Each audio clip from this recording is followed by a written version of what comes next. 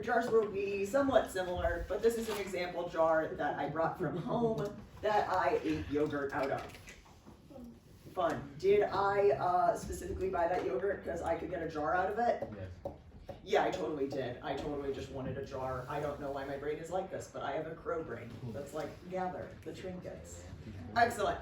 So, what you will need for this is you're going to get one of these guys. I once tried to make candles without a like spout. It was bad. I can see your face. Wax went everywhere. Yes. What do you want to call it? A little boy. Let's call it a candle pitcher. Excellent. You will get a stirring stick. You will also need a ruler. I got new rulers. If my rulers get used for anything that are not measuring things, I will cry.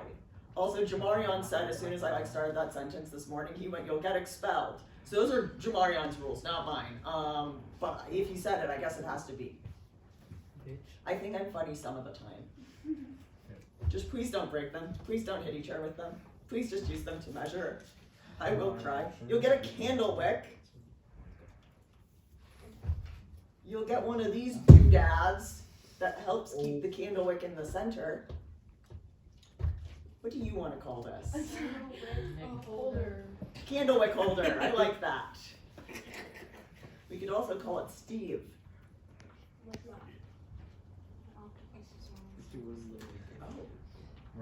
You'll also be getting a paper clip. Notice how I've bent mine out?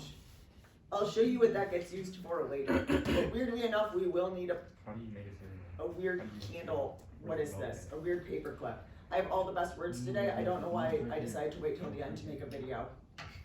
Let's go. Great. So the first thing that we'll need to do is we need to figure out how much wax we need, right? So here's the part where I'm going to talk you through how to do that.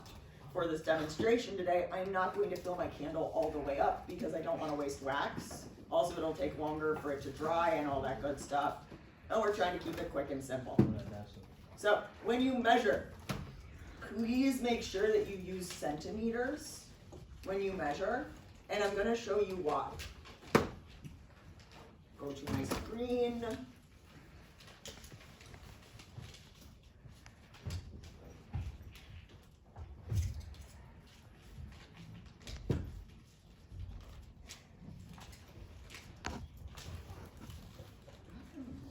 All right.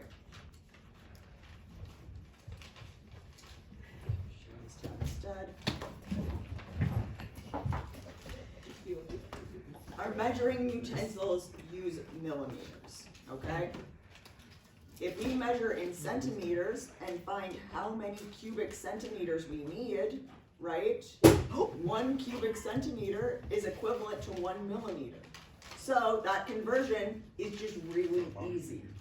So when we measure, make sure we're using centimeters. Also because the imperial system sucks.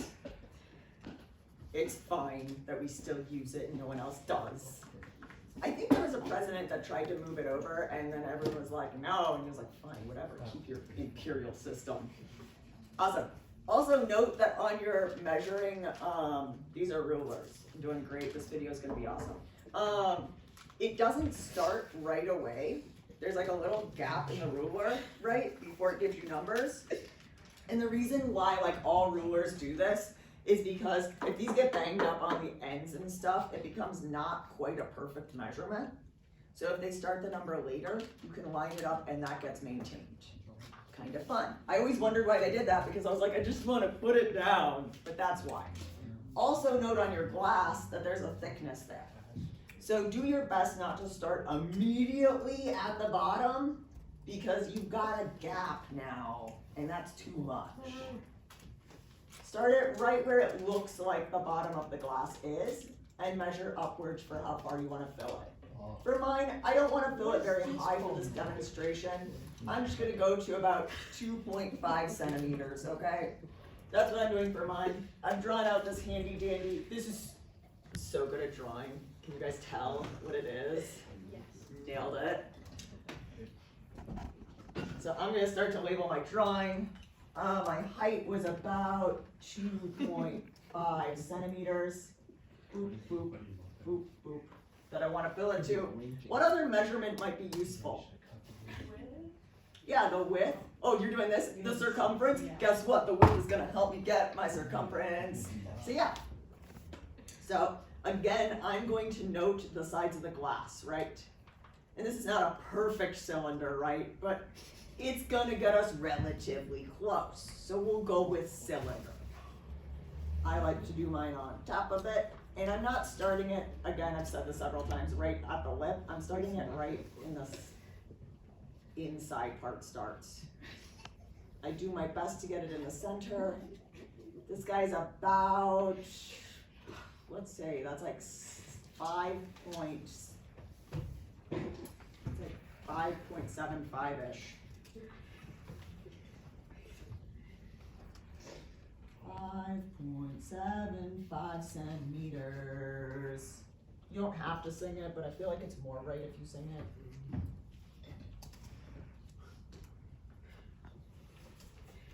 All right, how do I get the volume of a cylinder?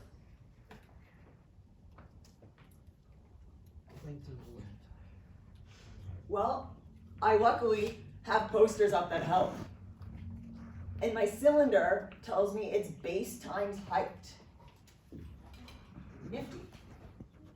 So my volume is base times height.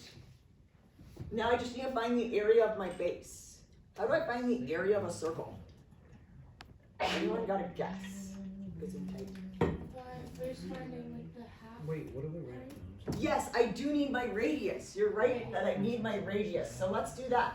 What is my radius of this? If the diameter is 5.75 and I cut that in half, what is it? Someone get your calculator out because my brain's pretty fried too. Okay. Okay. So 5.75 divided by 2. 2.875. Thank you.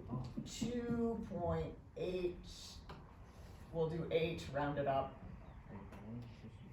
Excellent. Centimeters. That's my radius. Cool. Cool. Indeed, Alex. All right, so now, what is the area of a circle? We need our radius. What do I do with it? Does anyone want to hear a really bad joke? No. So I heard some yeses, so we're gonna go with it. So this is how I remember the area of a circle, is my really bad joke. So me and Jenna got in a fight recently. Who? Me and Jenna. Who won? Math teacher versus English teacher, all right? Who won? And here's how it went down. I went, oh, pi r squared. And she went, no, pi is round. Thank you, Dave pays me to be here. So it's pi r squared. It got a few chuckles out of some people. How can you break that down? You get it, you're just disappointed. No. Oh. So to find my volume, I want pi times the radius squared. And then we multiply it by our height to get our volume.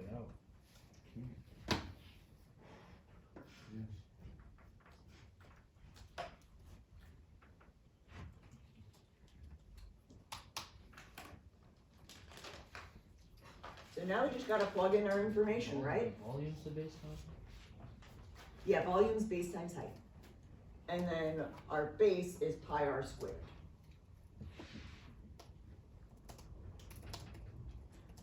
So honestly, I feel like I won that argument. Maybe. Maybe. Okay, that's fair. You ask her how she feels about it. So we're gonna plug it in. I've got pi times, in this case, my radius was 2.88.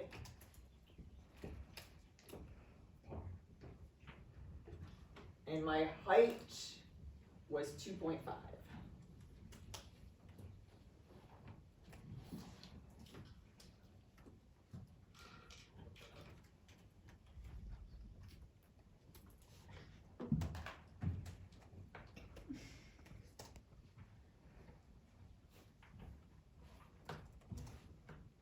All right, Who can in their calculator do 2.8 squared for me? 2.8 times 2.8.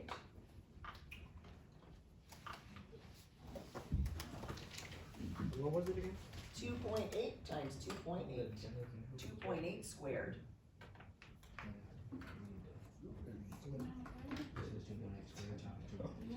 So 7.84. Sorry, what's your question? Okay, they're just the decimal place afterwards that we got. Oh. So they're part of it. We're doing 2.88 Oh. times, there you go. And what did you guys say? I'm sorry. 7.84. 7.84, is that what you got? Yeah. Yes, okay, cool. I like the double check because sometimes we mistype things. And I do that too. Yes. Yeah, of course. Alright, so now can someone please type in for me, what's I 3.14 times 7.84 times 2.5? Because I for sure can't do that one in my head. Does this help? Oh. Does this help? No. No? I can't get the other side, I'm sorry. Pi times 7.84 times. 2.5, yes. Oh my gosh, that's a lot of numbers. It's a lot of numbers. Do you want me to say all of the numbers? Oh, okay. Let me get ready to write. Okay, what is it? 61.5752. Okay, where's the decimal? Yeah, 61, 61. and then decimal. Okay, decimal, great. 57. We'll stop at 57.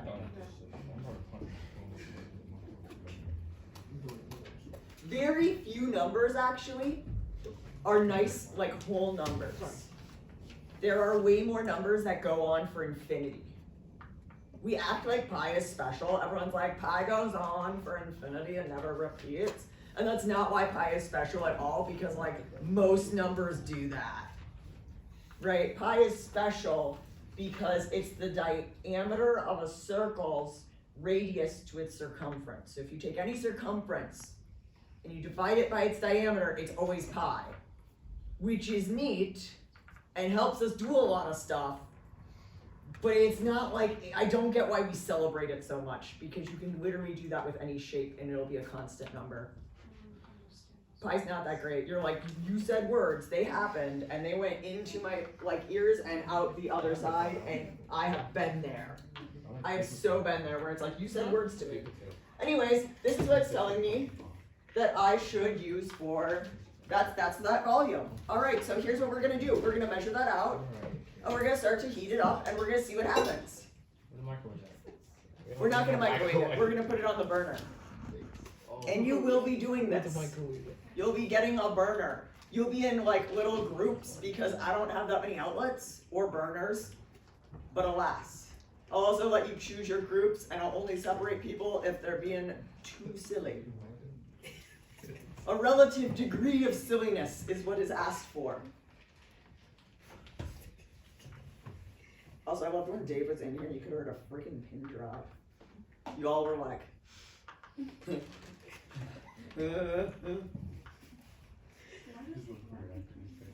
I think he likes to feel like he's involved sometimes. Yeah. It was probably because he's really worried about me as a math teacher, and he's like, let's see if they're actually teaching math. I heard they were cooking meth today. Too many of you made jokes about it, and now you had to go check. Yeah, it's not Breaking Bad in here. Alright, so I'm gonna turn on my burner. This part's important. I wouldn't really put it past 1 or 2. Don't heat it up too much. You will burn your wax, it'll be no good. Also, here's something that's important to note. So, when I heat up wax, you know how when you burn a candle, it starts to disappear? Yeah. Why do you think that is? Because it's magic. Sorry. It's magic, love it. What was that? It starts to evaporate when it gets hot. It's evaporating, it's burning. You're burning the wax, all right? That happens. So the volume goes down. What do you think is gonna happen if I'm heating up wax here? It's gonna start to it's going to start to disappear some, it's going to start evaporating some, it's gonna start burning some of it. So one of the reasons you don't wanna go too high is you don't wanna burn off too much of it. You also will quite literally burn it. Notice how this one's a little darker than this guy? And has less? That's because it got burnt. We did a little too hot. I let it sit a little too long. So I wanna watch it, I wanna make sure that I'm like using my little stirrer, right? Gets it around. Another reason why this is like shredded up, if you get really into candle making, you'll notice at like Joann's and Michael's that they've got blocks of this stuff. It does better if you shred it up because it'll melt more evenly and quicker, and it won't burn off as much. So what you do is then you take a like cheese grater, yes, but I do not suggest you take your good cheese grater that you use for cooking just because you got really excited about candle making and like get home and immediately take it out and start grating your wax. And then your roommate comes home and goes, hey, now we can't use that cheese grater for grating cheese anymore or any type of cooking because that wax is never going to come off of it entirely.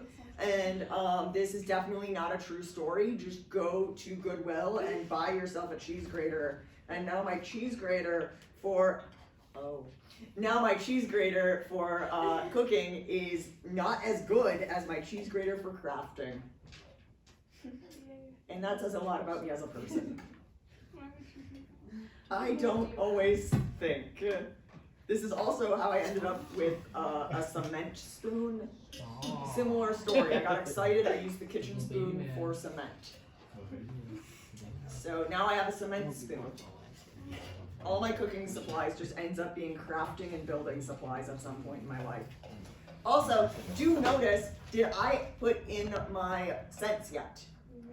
No, you want to wait until your wax is melted up, and then you will enter your scents. You will add your scents. The scents will enter the chat. Yes. What flask do you cook with? What? What flask do you cook with? Flask? Yeah. I don't own a flask. Oh, okay. I'm sorry. What are you cooking? Yeah, what are you cooking? I don't know how you cook in a flask. Though I do think it'd be really funny to put milk in a flask and What just are drink you out of that. Yeah. What are you cooking? We are making candle wax. In?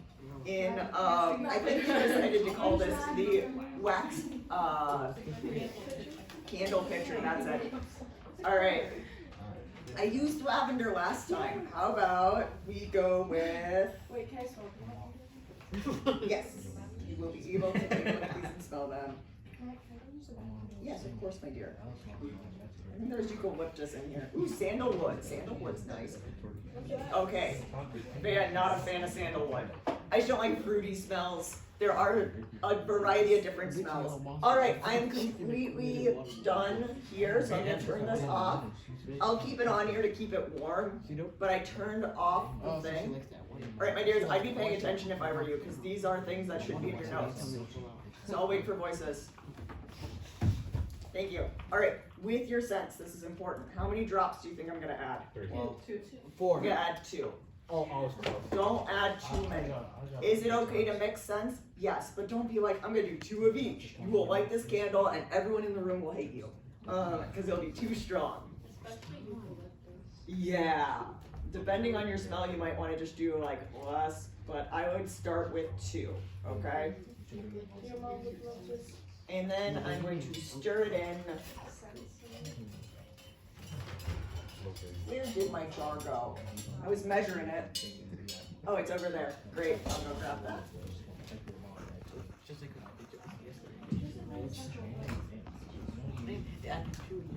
Now, here's where I'm going to be using this dude, okay? I'm going to put this guy through the center of it. And then there's a little notch. There's a little notch, and I'm going to make sure I slide it into that once I've got it leveled.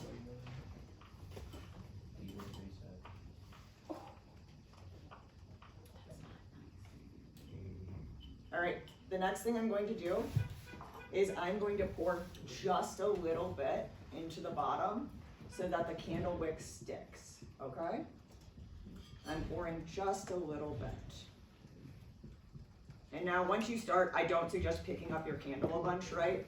I'm simply doing it to show you guys you don't want your candle wick to move around too much. The reason is you want your candle wick to be stuck right in that center. Is it clear? Yeah, it's clear right now, it'll harden into a white. Oh, yeah. We're not adding colors to these, you can when you make them on your own. But you want it to be right in the center. Okay. You guys, I'm also doing a video right there, and your voice is gonna get picked up way What I'm gonna do? easier than mine is, so I need you to be quiet, okay? Because this is for anyone who missed class, thanks. So I want this to be in the center, because if I have it moving over to the sides, it's going to like get stuck on the glass here, and it can be really dangerous if I have flame right against the glass. Also, your candle's not gonna last as long, and that just sucks. Right, for lack of a better word. So again, mine shifted over a little bit because I was lifting it up, so I don't suggest lifting it during this time. That was just to show you guys. You should let that harden and it will turn a solid white once it is. For the sake of this demonstration, I am going to move forward and just pour it all in, right? Because there's something else I need to show you with this.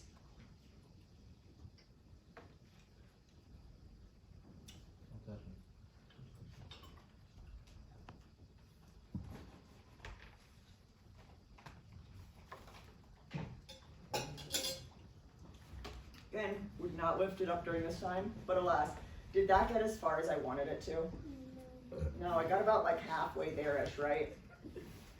So, what you should do, once you get your number, is double it. Because we're accounting for some burn off.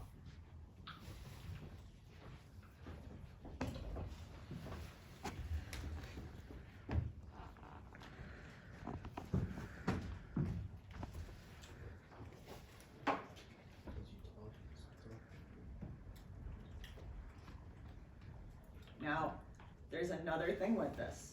This one's gonna take a while to dry. So, to keep this moving, this one's already solidified, but typically what we need to do as well, once it becomes about a solid, you are going to take you can use a toothpick, I use paper clips because they're here. You're gonna take it and you're gonna poke holes into it. Not too many, but just some around the wick. Because what can happen is that this guy is going to start to collapse in on itself, especially the more wax you put in on it. Because you know how like with a bowl of soup, the sides and the top cool off a lot faster than the center? Yeah. The center will continue to kind of melt and form and settle in, but the top will already kind of solidify. So what ends up happening as it kind of melts in more is that it collapses. So what you'll do is you'll take this, you'll make some holes, and then you would pour a little bit more wax in. To account for that, what I suggest doing Okay. is at the end, add 1/4 of what your hole was, okay? So after you double it, add 1/4 of what your calculation was. And you should have plenty of wax to fill out your candle. Another thing I want you to note is do not calculate it up to the tip top. Do not calculate it up to the tip top because you could splash it over the sides. Also, if like just with it settling and like solidifying. Also, once you light it, if it's up at the tip top, it's going to be very easy for there to be wax spillage over the sides as well.